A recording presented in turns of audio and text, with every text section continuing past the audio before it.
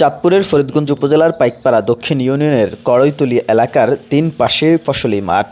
এই এলাকার পশ্চিমাঞ্চল ও মধ্যাঞ্চলের দুটো খাল এখন মৃতপ্রায়। পানি সরবরাহ করতে না পারায় এসব মাঠে ইরিবোরো চাষাবাদ বন্ধ হবার উপক্রম হয়ে পড়েছে। ইরিবোরো মৌসুমে উপজেলার কোথাও কোথাও সেচ পাম্পগুলো প্রথম পর্যায়ে পানি সরবরাহে শুরু হয় রোপণ কাজ, কিন্তু এখন দ্বিতীয় পর্যায়ে শাখা খালগুলোতে পানি না থাকায় বিকল্প হিসেবে পুকুর, কূপ ও টিউবওয়েলের পানি দিয়ে চাহিদা মেটানোর চেষ্টা করছে সেচ পাম্প মালিকেরা।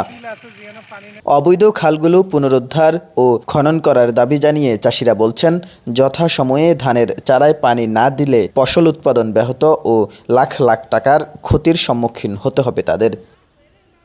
আমরা প্রথম অবস্থায় আমরা পানির সংকটে রোয়া দিতাম পারি না ঠিক মতো, কোন রকম রোয়াটা দিছি, পিছে দিয়ে খাল শুকাই গেছে, আঙ্গো পানি নাই। পরক্ষণে সম্পূর্ণ আলি উনি বসে গেছে। এরপরে গড় খন্দক ওই ছোট একটা ডিপ টিপ চালাই কোন রকম ধানগো নেড়ে যা তা রাখছে, কিন্তু তারপরও কোনো নিশ্চিত আমরা এই ফসল যে উঠাইতে পারি এরকম কোনো সম্ভাবনা নাই। এই মাঠে আমরা ফসল করতাম, এই যে আমি জ্বালা ফালাইছি, এই জ্বালাগুলো নষ্ট হয়ে গেছে কি মাঘ মাসে আমরা রোয়া দেই, মাঘ মাসে দিতে পারি না পানির কারণে। প্রতি বছর আমরা এইভাবে মার খাই, এইবার একটা ইন টোটাল কোনো পানিই পাই না। এখানে ইরিবোরো চাষাবাদের লক্ষ্যমাত্রা 10,140 হেক্টর। এর মধ্যে অর্ধেকের মধ্যেই খালে পানি সরবরাহের ব্যাহত হচ্ছে। ইতোমধ্যে উপজেলার প্রকৌশলী বিভাগ 37টি, পানি উন্নয়ন বোর্ড 35টি ও বিএডিসি বিভাগ 21টি সহ মোট 93টি খাল খননের তালিকা চূড়ান্ত করেছে বলে জানান উপজেলা কৃষি কর্মকর্তা। আমরা পানি উন্নয়ন বোর্ডের সাথে যোগাযোগ করেছি, উপজেলা নির্বাহী অফিসার মহোদয় যোগাযোগ করেছেন। রিভার সাইডে পানি কম থাকায় তারা পাম্প ঠিক মতো চালাতে পারেননি। নদীতে পানি স্বাভাবিক হলে তারা পুরোদমে পাম্প চালাচ্ছে।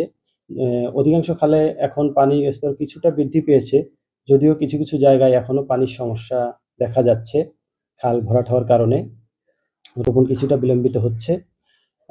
যদি খালে পানি বৃদ্ধি পায় আগামী 4-5 দিনের মধ্যে হয়তো কৃষক ভাইরা রোপণ করতে সমর্থ হবে। জোড়াতালি দিয়ে চালু রাখা হয়েছে চাঁদপুর বাগাদি সেচ পাম্প। ডাকাতিয়া নদীর 58 কিলোমিটারে রিজার্ভের পানি শাখা খালগুলোতে ঠিকমতো সরবরাহ হচ্ছে না। এতে ইরিবোরো মৌসুমে কৃষকদের পানি না পাওয়ার অভিযোগ পাচ্ছেন বলে জানান পানি উন্নয়ন বোর্ডের এই কর্মকর্তা। অভিযোগ আসতেছে যে কিছু কিছু খালে পানি যাচ্ছে না। তো আমাদের যে রিজার্ভার যেটা আছে, সেই রিজার্ভারটা পানিতে পরিপূর্ণ আছে।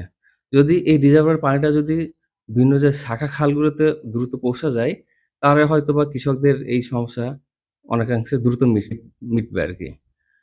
আমাদের এই মেশিনগুলোর বয়স প্রায় 47 বছরের। আমরা এগুলো পরিবর্তন করার জন্য একটা প্রকল্প 236 কোটি টাকার একটা প্রকল্প আমরা অলরেডি প্ল্যানিং কমিশন প্রেরণ করছি। আশা করছি হয়তো 2-1 মাসের ভিতরে প্রকল্পের অনুমোদন হবে। তো এটা অনুমোদন হলে আমরা এগুলো চেঞ্জ করতে পারবো।